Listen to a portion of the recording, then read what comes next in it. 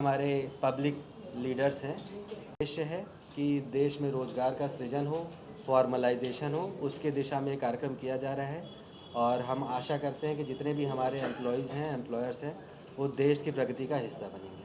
Sir, ये scheme पिछले साल हुई थी, जैसे कि आपने बताया 1 लाख करोड़ का बजट है और इंडिया का ना पूरे भारत का जो है पूरे भारत का 1 लाख तो करोड़ का। उसमें अपने यहाँ का क्या टारगेट और कितना वो रहा अब तक रिस्पॉन्स कैसा रहा? रिस्पांस बहुत ही अच्छा रहा है। स्पेशली नोएडा और ग्रेटर नोएडा का पूरे यूपी में हाईएस्ट एम्पैनलमेंट रेशियो है। जो भी रजिस्टर कर रहे हैं एम्प्लॉयर्स, लगभग गौतम बुद्ध नगर का 82% एज एम्प्लॉयर्स। तो डिस्ट्रिक्ट वाइज देखा जाए तो Noida is the best performing and congratulations to all the employers in UP and even पूरे भारत में भी जो है काफ़ी अच्छा परफॉर्मेंस नोएडा का है। जिस हिसाब से वो नोएडा का इंडस्ट्रियलाइजेशन हो रहा है, एम्प्लॉयमेंट का ग्रोथ हो रहा है, उसका बहुत बड़ा बेनिफिट यहाँ के लोगों को मिल रहा है। क्योंकि ये PMVBRY स्कीम जो बनाई गई मेनली यही है कि जो नई इंडस्ट्रीज सेटअप हो रही हैं या फिर जो पुरानी इंडस्ट्रीज उनके ग्रोथ जब हो रहे हैं, नए एम्प्लॉयज़ जो भी एम्प्लॉयमेंट जनरेट कर रहे हैं, तो एक फाइनेंशियल बेनिफिट इस्टेब्लिशमेंट को दी जाए। और प्लस जो नए एम्प्लॉयज़ पहली बार एम्प्लॉयमेंट में आ रहे हैं, फर्स्ट टाइम एम्प्लॉयमेंट में आ रहे हैं, उनको जो है 15,000 रुपये तक का एक राशि है, 2 EMIs में देते हैं उनको सेटलमेंट में। तो ताकि जो है जब नई इंडस्ट्री कहीं नए शहर में आते हैं तो वो उनके लिए थोड़ा सा जो है फाइनेंशियल बेनिफिट रहे। सर, जैसे नई इंडस्ट्रीज लग रही, बड़े इंडस्ट्रीज ग्रेटर नोएडा और यमुना क्षेत्र में लग रही, काफ़ी लग रही है। तो दे कम टू यू और यू गो टू देम? नहीं, ये हमारे पास तो EPF का रजिस्ट्रेशन वो करते हैं जैसे करते हैं।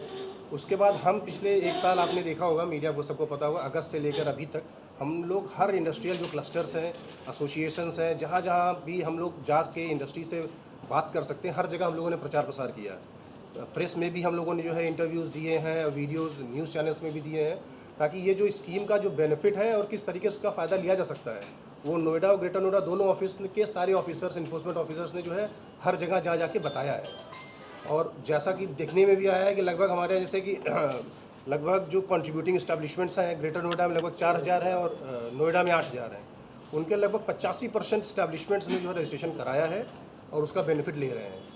तो इससे पता चलता है कि इंडस्ट्रीज़ को पता है इस स्कीम के बारे में क्या बेनिफिट है, और जिस तरीके का इस बार बेनिफिट मिल रहा है, अमाउंट जिस तरीके से जा रहा है इस्टेब्लिशमेंट्स को, उससे दिख रहा है कि काफ़ी बढ़िया सपोर्ट है। एम्प्लॉयर्स भी बहुत खुश हैं कि गवर्नमेंट हमें फाइनेंशियल सपोर्ट दे रही है इस समय।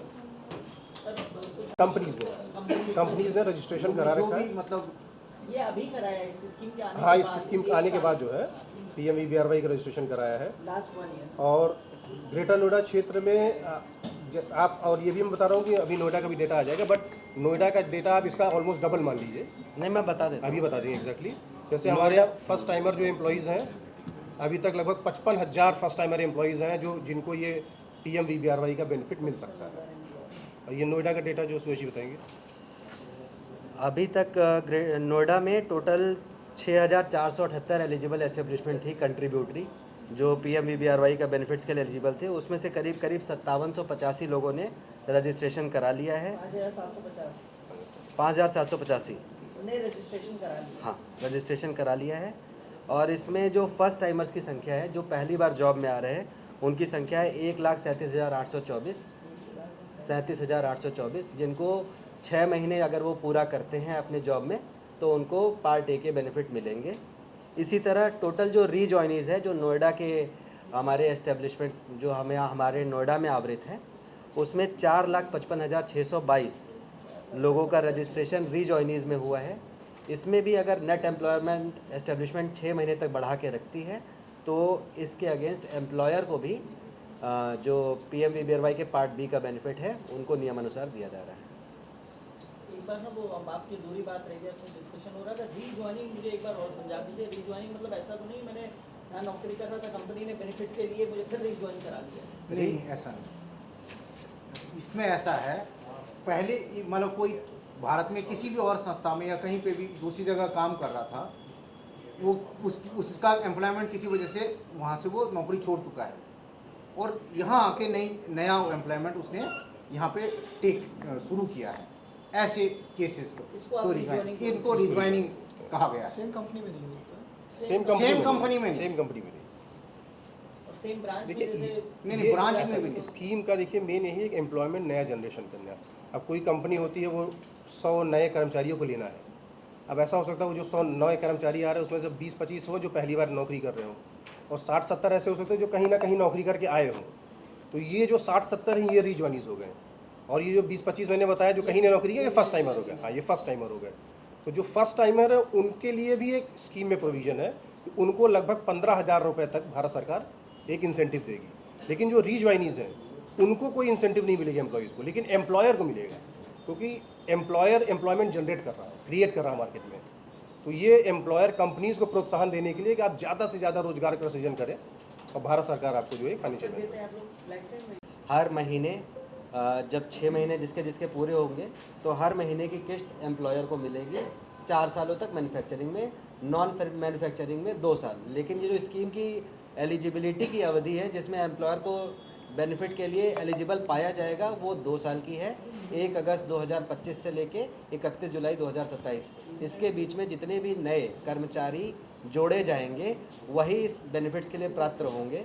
तो जो आखिरी इंस्टॉलमेंट है वो जुलाई 2027 के महीने से शुरू होगी। जो उस समय के लिए एलिजिबल एस्टेब्लिशमेंट और एम्प्लॉयज़ होंगे पार्ट ए और पार्ट बी में, उनको अगले 2 साल या 4 साल, जैसा अगर वो मैन्युफैक्चरिंग है या नॉन मैन्युफैक्चरिंग है, उसके हिसाब से बेनिफिट उनको मिलता रहेगा मंथली किस्तों में। लेकिन उसकी शर्त वही है कि उनको 6 महीने लगातार उस एम्प्लॉय को वहाँ रहना है। एम्प्लॉय अगर 5 महीने में चला गया तो बेनिफिट नहीं मिलेगा। तो इसका फोकस यही है कि जॉब क्रिएशन एंड रिटेंशन।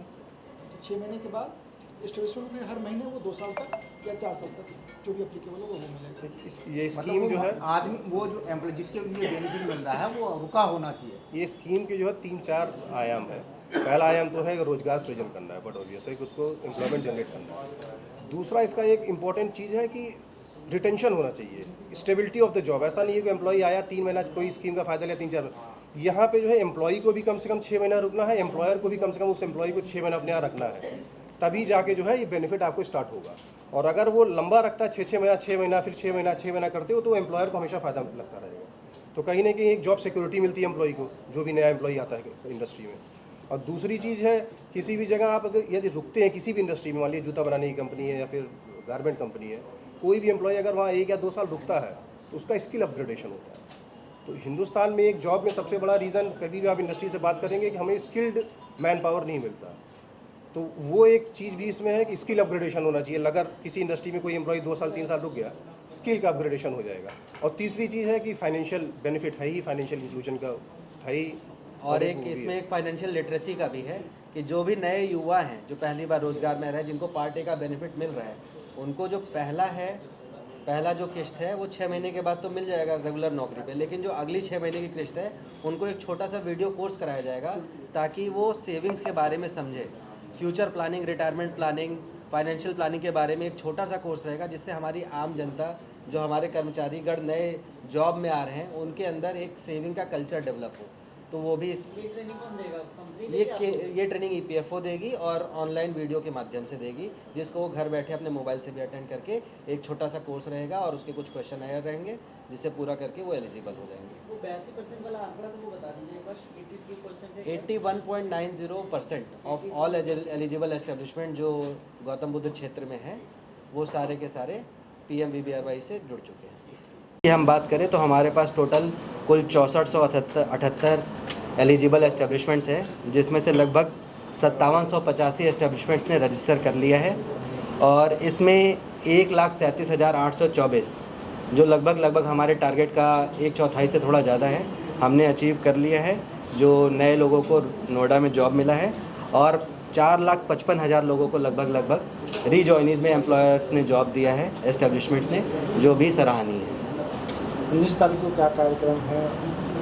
19 तारीख को प्रधानमंत्री जी जो इसकी सेकेंड ट्रांच है उसके वितरण का समारोह है, जिसका एक सेंट्रल इवेंट दिल्ली में होगा, जिसमें प्रधानमंत्री जी स्वयं चुने हुए एम्प्लॉयर और एम्प्लॉय से संबोधन करेंगे, उनसे वार्ता करेंगे, और पूरे जो भी हमारे बेनिफिशियरीज़ हैं, एम्प्लॉयर्स हैं, एम्प्लॉयज़ हैं, जिसको इस स्कीम का बेनिफिट मिल रहा है, उनको बटन दबाने के माध्यम से बेनिफिट भी प्रदान करेंगे।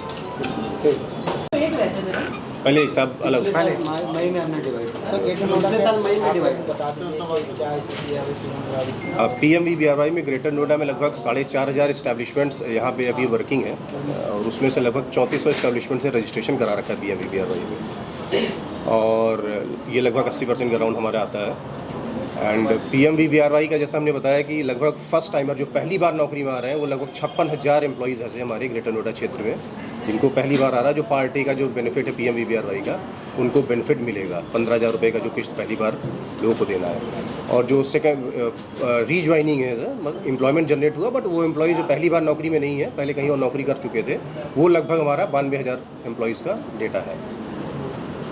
और जैसा कि आप लोग जानते हैं कि PMVBRY जो 1 लाख करोड़ का बजट का दिया गया है उसमें लगभग 80,000 करोड़ एम्प्लॉयर्स के लिए है और 20,000 करोड़ रुपया जो फर्स्ट टाइम एम्प्लॉयज़ के लिए है। क्योंकि फोकस हमारे सरकार का यही है कि जो एम्प्लॉयमेंट जनरेशन एम्प्लॉयर्स करते हैं, इंडस्ट्रीज़ करती हैं, उनको हम एक फाइनेंशियल सपोर्ट दिया जाए, उसी को फोकस में रखते हुए इस स्कीम को बनाया गया है। एंड स्पेशली इसमें 2 तरीके की इंडस्ट्रीज़ को फोकस किया गया, एक मैन्युफैक्चरिंग और एक नॉन मैन्युफैक्चरिंग। क्योंकि एम्प्लॉयमेंट जनरेशन के हिसाब से देखा जाए तो मैन्युफैक्चरिंग इंडस्ट्री मेन होता है। तो भारत सरकार ने ये फ़ायदा 4 साल के लिए मैन्युफैक्चरिंग इंडस्ट्री को दिया है और जो नॉन मैन्युफैक्चरिंग उनको 2 साल के लिए दिया है।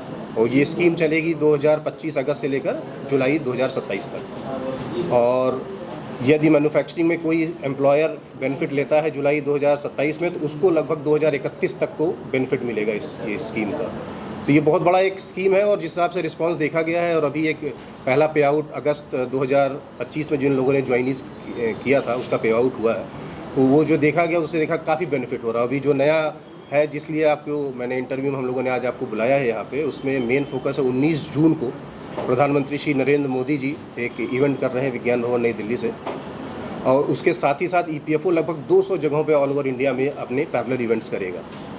तो प्रधानमंत्री जी बटन दबा के सभी जितने भी लाभार्थी हैं, एम्प्लॉयज़ और एम्प्लॉयर्स, सबको डायरेक्ट बेनिफिट ट्रांसफ़र से उनके खाते में पैसा इस स्कीम के तहत ट्रांसफ़र करेंगे। और जो एम्प्लॉयज़ कुछ बेनिफिट जिनको मिल रहा है एम्प्लॉयर्स को, उनके साथ इंटरेक्ट भी करेंगे वहाँ पे प्रधानमंत्री जी। और हम लोगों को भी बोला गया है कि अपने क्षेत्र में जहाँ जहाँ हम इंडस्ट्रीज़ क्लस्टर्स है वहाँ पे इवेंट करना है। तो हम गौतम बुद्ध नगर में 2 जगह इवेंट हो रहा है, एक नोएडा क्षेत्र में हो रहा है और एक ग्रेटर नोएडा क्षेत्र में। तो ग्रेटर नोएडा क्षेत्र का जो इवेंट हो रहा है वो greater Noida industrial development authority की बिल्डिंग नॉलेज पार्क में है, वहाँ पे हम उसके ऑडिटोरियम में कर रहे हैं 19 जून को। और हमारे यहाँ जो चीफ गेस्ट आ रहे हैं वो यहाँ के जो मिनिस्टर इंचार्ज श्री कुंवर ब्रिजेश सिंह जी हैं और ग्रेटर नोएडा के जेवर के विधायक मिस्टर धीरेन्द्र सिंह जी एंड दादरी के विधायक तेजपाल सिंह नागर जी, ये तीनों लोग वहाँ पे as a chief guest and विशिष्ट अतिथि के रूप में आएंगे। और लगभग 450 की गैदरिंग वहाँ पे होगी और 70 से 75 एम्प्लॉयर्स कंपनीज़ और उनके लगभग 320 से लेकर 330 एम्प्लॉयज़ का गैदरिंग होगा। एक काफ़ी वो होगा, वहाँ पे भी हम जो बड़े एम्प्लॉयर्स उनको सम्मानित करेंगे और कुछ एम्प्लॉयज़ और एम्प्लॉयर्स जो बेनिफिट का इस स्कीम का फ़ायदा ले रहे हैं उनका भी हम फीडबैक लेंगे। तो इस तरीके का हमारा प्रोग्राम है और ये प्रोग्राम चालू होगा ग्रेटर नोएडा में लगभग 4 बजे शाम को 19 जून को। और प्रधानमंत्री जी के प्रोग्राम से लाइव टेलीकास्टेड हमारे पास वहाँ पे रहेगा। प्रधानमंत्री विकसित भारत रोजगार योजना क्या है और इसमें एम्प्लॉयज़ जो हैं वो कैसे आवेदन कर सकते हैं? प्रधानमंत्री विकसित भारत रोजगार योजना भारत सरकार द्वारा 1 अगस्त 2025 को लॉन्च की गई थी, जिसमें जो भी नए हमारे कर्मचारी EPFO से जुड़ रहे हैं, जिनका पहली बार UN क्रिएट हो रहा है, उनको 15,000 रुपये तक की बेनिफिट्स 2 किश्तों में दी जाएगी। इसी तरह जो एम्प्लॉयर्स हैं उनको भी नए रोज़गार जोड़ने पे उनको पार्ट B के बेनिफिट्स मिलेंगे, जो उस पर डिपेंडेंट होगा कि वो कितने नए रोज़गार क्रिएट कर रहे हैं।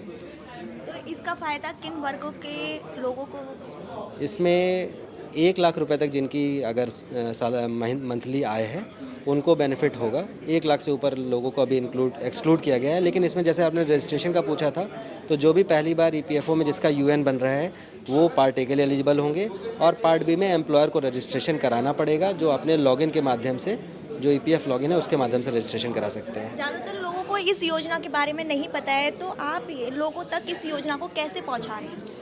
जैसे अभी एक मीडिया हमारा एक बहुत इम्पॉर्टेंट स्तंभ है, तो मीडिया हो गया, सोशल मीडिया हो गया, इसके अलावा हम लोग जो ट्रेड यूनियन है, जो एम्प्लॉयर एसोसिएशन है और जो हमारे यहाँ के नियोक्ता हैं, इन सब लोग से हम लोग मिल रहे हैं। इसके अलावा हमने पहले जिंगल भी चलाए हुए हैं और रेडियो के भी माध्यम से हम लोग किसी जो भी सारे माध्यम है उसके थ्रू हम लोग एम्प्लॉयर्स को रीच आउट कर रहे हैं। और मुझे खुशी है कि नोएडा में लगभग 82% लोगों ने इसमें रजिस्ट्रेशन किया है, एम्प्लॉयर्स ने, जो एलिजिबल थे, जो हाईएस्ट है पूरे उत्तर प्रदेश में। और भविष्य में इस योजना का क्या फ़ायदा मिलेगा? जैसा कि मैंने बताया, एक तो फाइनेंशियल फ़ायदा है ही। वैसे देश के लिए देखा जाए तो इसमें हमारे पास कुछ बहुत ज़रूरी फ़ायदे हैं, जैसे कि रोज़गार, हमारे यहाँ रोज़गार का सृजन होगा, लोगों का फॉर्मलाइजेशन होगा। जो आज तक लोग पीएफ में नहीं आना चाहते थे, उनको अगर एक मोटिवेशन रहेगा, एम्प्लॉयर को मोटिवेशन रहेगा कि उनको बेनिफिट मिल रहा है, तो हमारा जो डेमोग्राफिक डिविडेंड है हम उसको एनकैश कर सकते हैं। फाइनेंशियल लिटरेसी का कोर्स है, लोग 6 महीने तक रहेंगे तो स्किलिंग रहेगा, रिटेंशन पीरियड रहेगा। और विश्व स्तर पर देखा गया है कि इस तरह की योजनाओं का बहुत फ़ायदा हुआ है, तो डिटेल्ड स्टडी करके ये योजना लाई गई है। तो मुझे लगता है कि ये देश के लिए, देश को विकसित बनाने के क्रम में एक बहुत इम्पॉर्टेंट कदम है।